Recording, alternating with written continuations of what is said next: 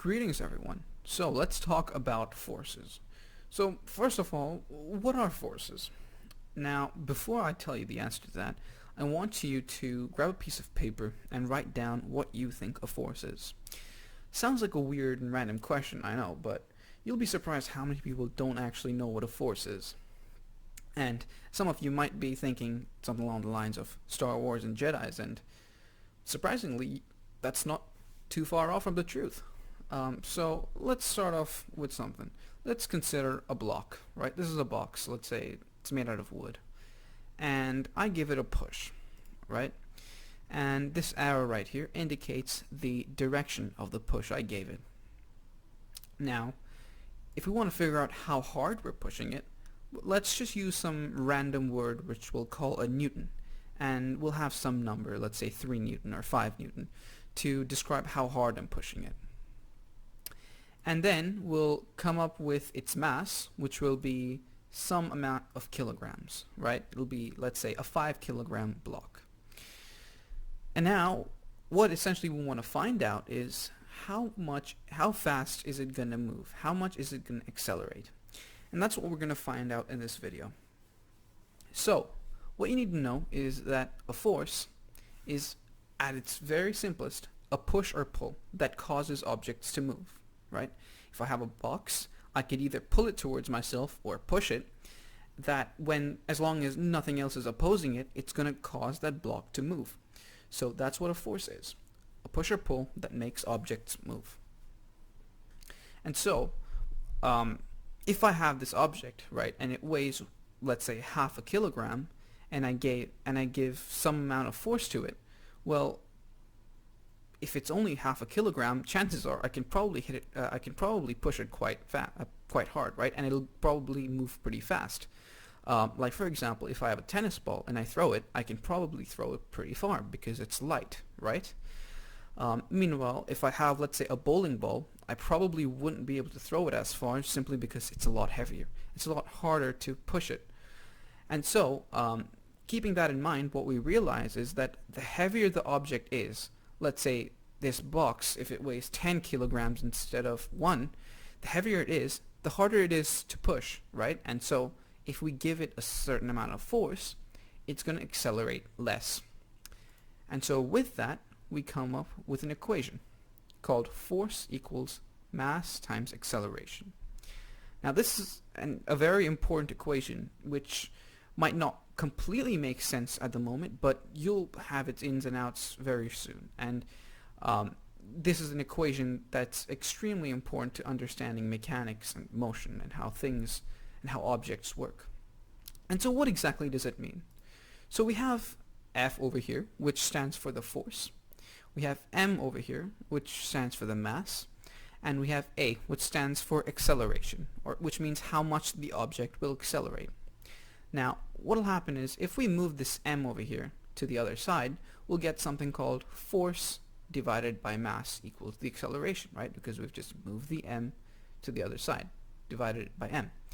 And that'll show us the relationship which we talked about just 2 minutes ago, which is that as objects get heavier, right, if the mass over here increases, then our acceleration will decrease because we're applying the same amount of force. And that's very important to understand. Another thing is that an object will remain in a constant state of motion unless an external force is applied.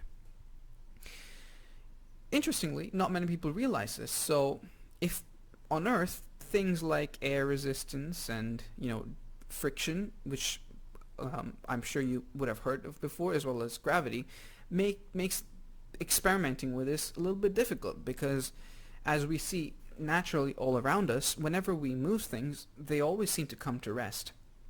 However, if you've watched, space videos or sci-fi movies, you'd have noticed that whenever a rocket, for example, is launched to space, it keeps moving. And when they actually get into orbit, they turn off their ignition. They stop using fuel because what happens is whenever an object is in motion, it'll remain in a constant state of motion unless an external force is applied. So a force in the opposite direction, right? For example, I have this block, and I exert that force of whatever newtons. Let's say 10 newtons. Now, assuming it's in space and there's no other resisting force, it'll continue moving in the same direction, right? This block will keep moving until and unless there's another force. Let's say someone comes on the other side and starts pushing it the other way. Only then will it start to accelerate in the opposite direction. And that's also very important to understand. And this we call inertia. Inertia, which means that all objects will continue in whatever state of motion they are unless we put another external force to it.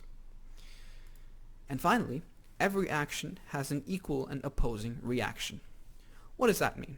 Let's say I push a ball and I throw it, and I throw it to the ground. What'll happen is, as it moves to the ground, it'll obviously hit the floor and it'll bounce back.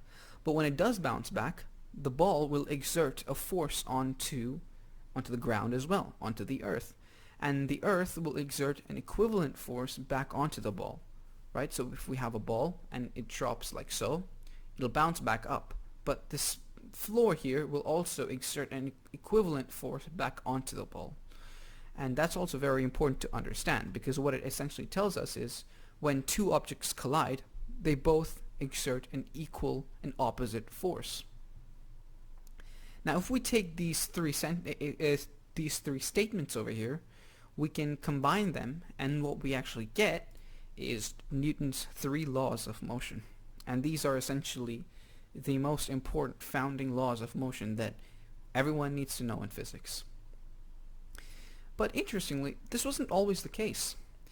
If we look at Archimedes, who was a famous Greek philosopher back around 2,000 years ago, he once said that all objects in motion eventually come to rest.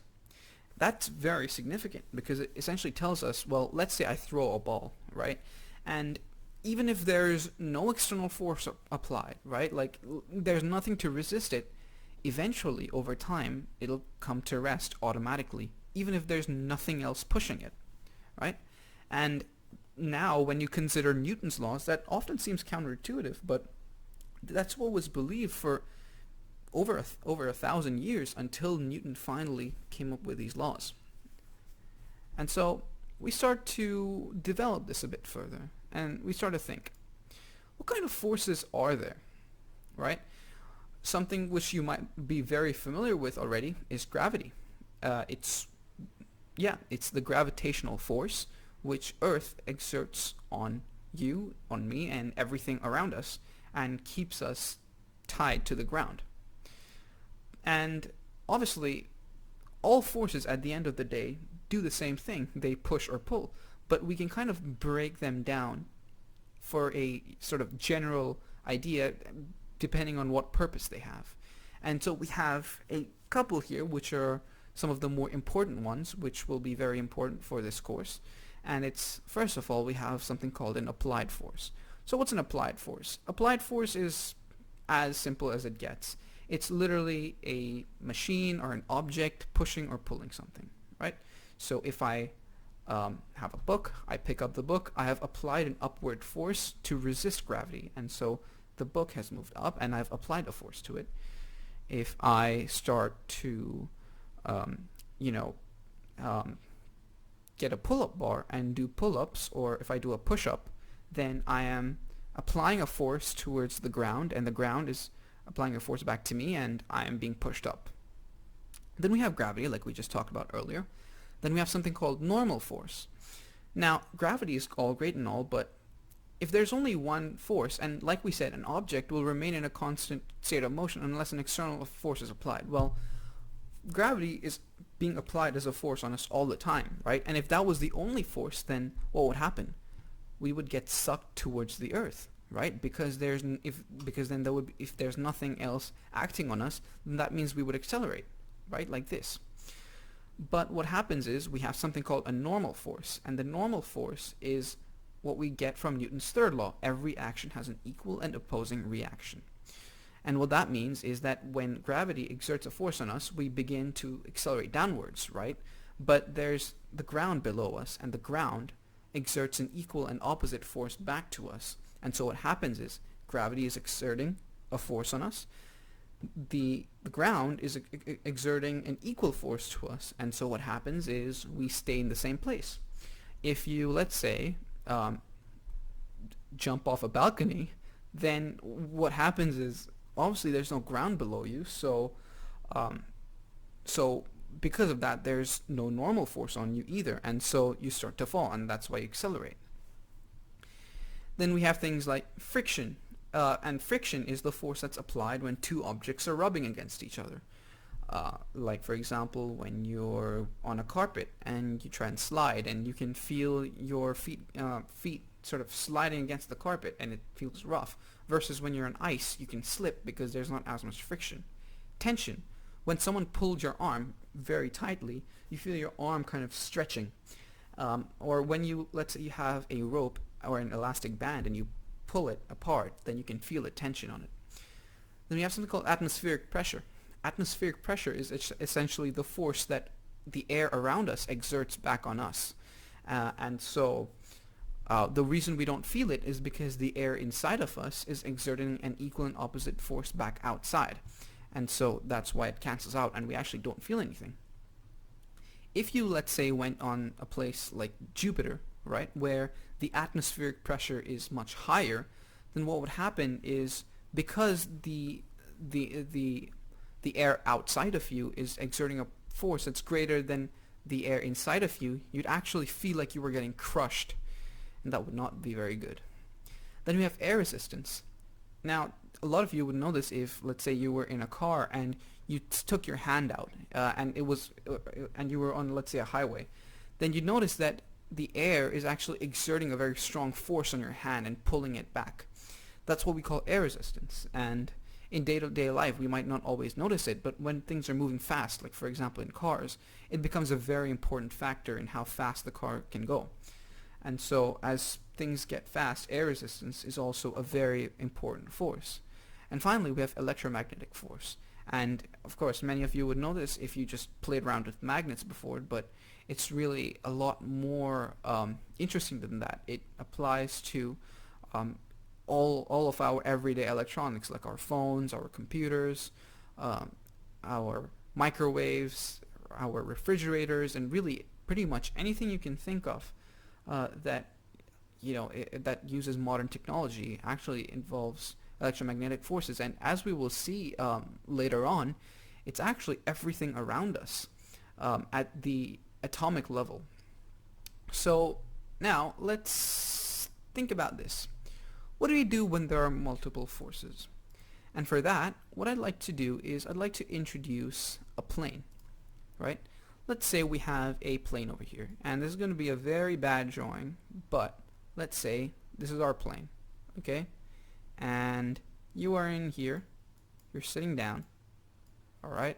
And you're reading a book, a newspaper, maybe something productive, not playing on your phone, right? Because we don't do that here. And I want you to think about all the forces that might be acting on this plane right now, right? So off the top of your head, well, the first one that you can probably think of, okay, and we're going to use arrows to label these, okay, and the size of the arrows are very important because we're going to use the arrows to dictate the size of the force. If I draw a big arrow like this, then that means it's a very big force. If I draw a really small arrow like this, then it means it's a really small force. Now, gravity, let's just give it about this much, okay, is exerting a force over here, and let's label it gravity. So we have gravity. It's exerting a downward force on the plane. Now, in order to stay up in the air, well, obviously we need to push upwards as well, right? Because, like we said, F equals ma. If we have a force which is acting downward on the plane and there's nothing to resist it, it's just going to accelerate downwards. We're just going to go hurtling towards the ground, and it's not going to end very well. But what happens is in a plane, oops, wrong arrow, in a plane we'll have another force called upthrust, right? And this will be around the same size because let's say we're in level flight, which means we're just cruising along at the same altitude. Then what will happen is where our upthrust should be equal to our gravity so that we're not having any changes in how high up we are, right? We're at the same altitude. And so that is going to be our upthrust, which is just the name which we give to any sort of upward thrust. We can also call this lift if you are into aerodynamics. We can also call this lift. Now, of course, we have to mention the fact that a plane has to get us from point A to point B, so it's moving forward, right? It's not just going to be hovering midair, right? It's not just going to be stuck in space. It's going to be moving as well. And so, and now we have to remember, obviously, there's something called air resistance acting on our plane as well. And that's obviously going to be an opposing force, right? Because as our plane moves forward, it's going to have air molecules which start hitting it. And when that happens, the air pressure is going to get quite, air resistance is going to get quite significant. So we have an arrow here which indicates our air resistance. Now, like we said, force causes acceleration, right? Whenever something is moving, but at constant speed, that means there's no acceleration. Now, if there's no acceleration, then that would mean there would have to be no net force. And so, what that would mean is that all these forces which are acting in opposite directions must be acting in equilibrium. So what does this mean? In order for this plane to move at constant speed, right, which means let's say it's moving at 750 kilometers an hour, 750 kilometers an hour, constant, okay? In order for that to happen, this force right here, right, this force right here needs to equal this force right here. Otherwise, let's say if this is greater or this is greater, then we're going to decelerate or accelerate, right? So F equals ma. If we want to find out the net force, then essentially what happens is we take the force in one direction, then we take the force in the other direction, and then we find their difference, right? And then based on that difference, we decide if it's going to accelerate or not. In this plane, the plane is moving at a constant speed. That means there's no acceleration, and therefore air resistance is equal to the forward thrust, and gravity is equal to the upthrust. And that, I think that got deleted, but upthrust should be written here, right? So now let's move on to another thing. And let's say this time we have a ball. And this is like a slightly deformed ball, but you'll have to excuse that. And it is being tied from a rope like this, okay? And we have gravity exerting a force, right?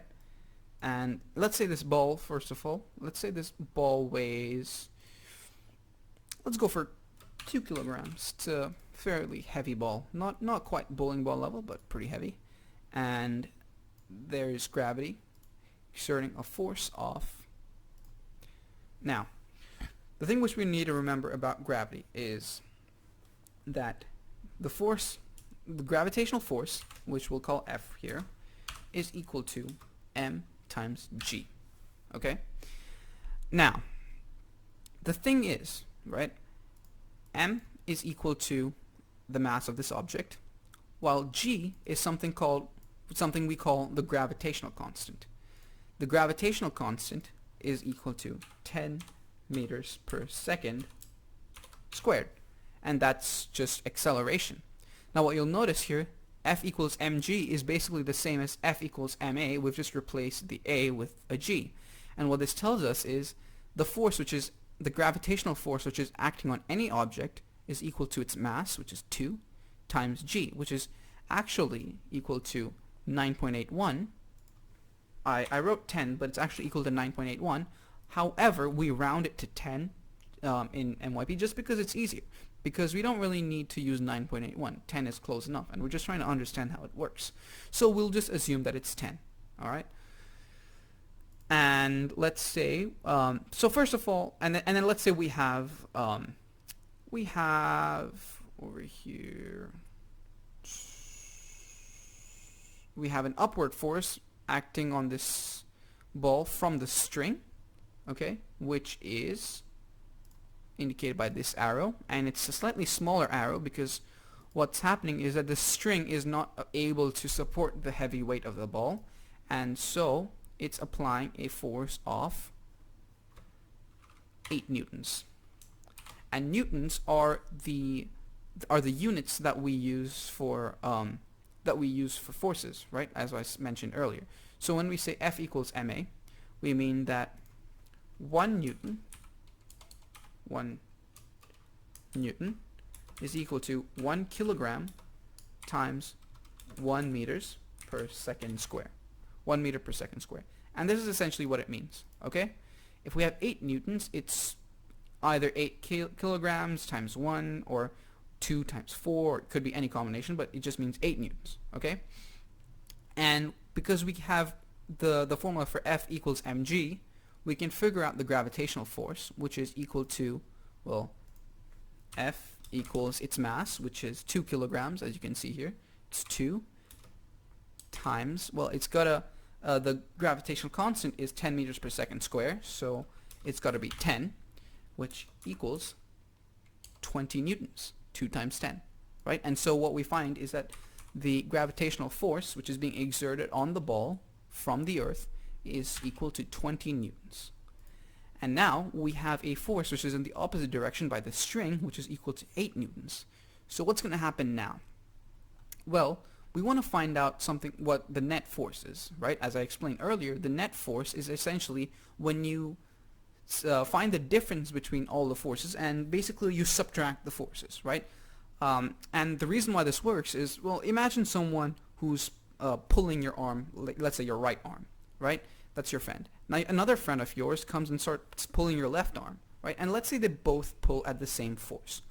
If they're both pulling from the same force, then what's going to happen to you? You won't move, right? You'll stay in the same place. Let's say the person on the left lets go. If the person on the left lets go, you're immediately going to fall to the right, because now suddenly the difference is that there's only one force coming from one direction, so they're not getting cancelled out anymore. And so what we would do is net force, the net force is equal to 20 minus 8. And that's just because, you know, the downward force here is 20 newtons, the upward force is 8 newtons, right? So our net force is 12 newtons downwards, because remember, this is a vector quantity, right? And so we write 12 newtons here, and then we can make a little arrow to say it's downwards, like that, okay? So now what we've done is we've basically figured out net forces. And now we basically know that the object is being pulled down with a force of 12 newtons, right? And now let's say we want to find out something else.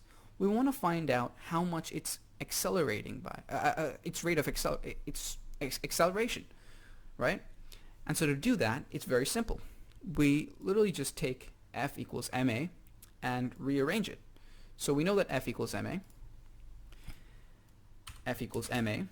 but we can rearrange it, like I said, and we can remove the m and move it to the other side, and what we'll get is a equals F over m, which I was explaining earlier. So acceleration is inversely proportional to mass and is directly proportional to the force that you apply on it, which is also F equals ma. But when you're in an exam being asked to define this, you probably want to use this definition, which is the acceleration of an object is directly proportional to the force applied and inversely proportional to the mass. And so now we know that, it becomes very simple. All we have to do is plug the numbers in. A equals F over m. So our net force is 12 newtons, and we divide that by its mass, which is 2 kilograms, which is 2 kg. And as you can see, I'm using the right units. So force is newtons, so 12 newtons. Then divide that, so it becomes 2 kg. And what we end up getting is acceleration is equal to 12 divided by 2, which is 6 meters per second squared.